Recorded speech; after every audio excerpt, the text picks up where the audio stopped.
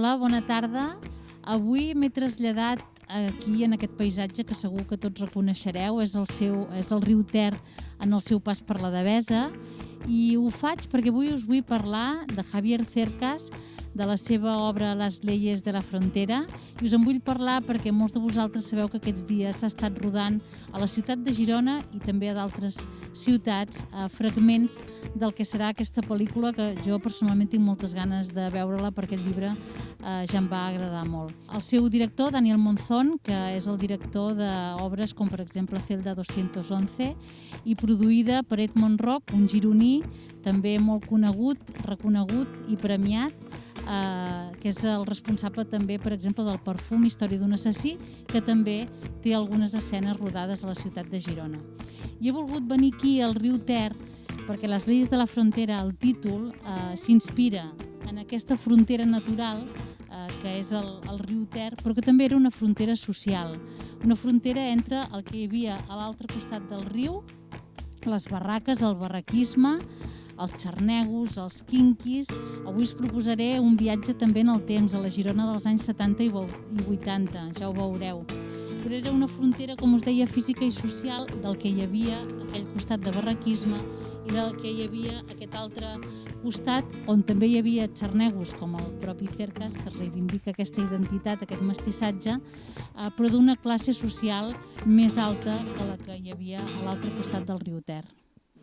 Javier Cercas, en una entrevista al País, ens explica què l'inspira a escriure Las leyes de la frontera. Realment conflueixen dos aspectes. Un primer, la novel·la de l'advocat gironí Carles Monguilot, 25 anys i un dia, on explica les seves vivències com a advocat durant aquells 25 anys,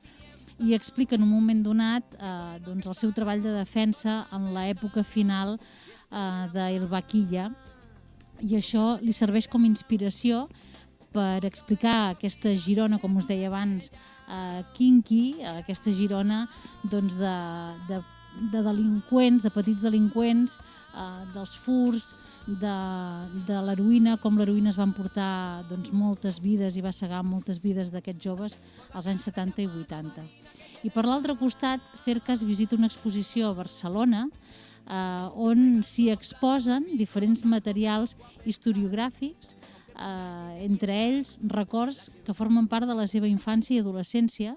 com són les greques, els chichos, els discs, els futbolines, i en aquesta exposició ell hi troba plasmada la seva vida d'infància i adolescència. Són aquests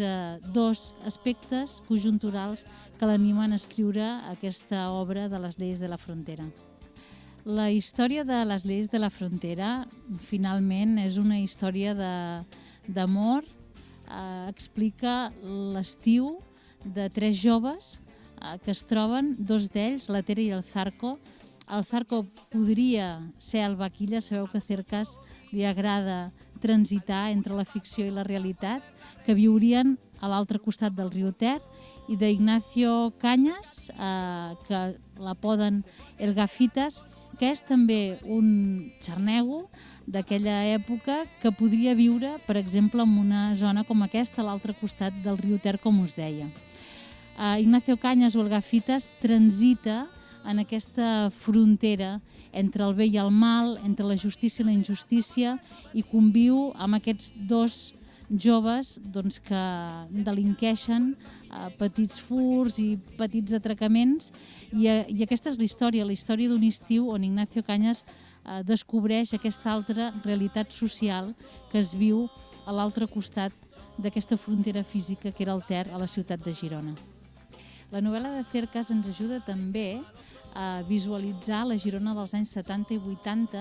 en una zona del seu barri vell, del barri xino, del carrer de la Barca, del Pou Rodó, que és on soc ara. Impossible d'imaginar, els que no ho vau conèixer en aquests anys, la gran transformació que ha patit no té res a veure amb el que podem veure ara. Era una zona de reunió dels quinquis que us parlava abans, de petits delinqüents, era zona de consum d'heroïna i de molta problemàtica. I això m'ajuda a explicar també com el govern encapçalat per Quim Nadal del moment, dels anys 80, a través del Pla Especial del Barri Vell, doncs agafa la iniciativa i és capaç de transformar urbanísticament i per tant també socialment aquesta zona de la ciutat. I de fet això diferencia els governs de diferents ciutats davant dels reptes, davant dels problemes que es tenen per davant, doncs assumir aquest lideratge i ser capaç de treballar solucions per transformar, com us dic, tant urbanísticament com socialment i donar sortida a les diferents problemàtiques que es reunien en aquesta zona de Girona. De fet, Quim Nadal, i amb això acabo, en el pròleg del llibre Records del Barri Vell de Xavier Hereu, diu: «Me n'adono més ara, quan travesso indolentment el Pou Rodó, fent drecera i passant a vegades del llarg del carrer, de la Barca, per arribar més de pressa a casa.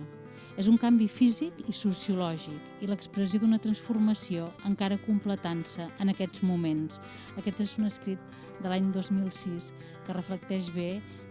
aquesta transformació que ha anat patint el Barri Vell, però que s'iniciava liderat pel govern de Quim Nadal, governs socialistes dels anys 80, aquí al Pou Rodó i al carrer de la Barca.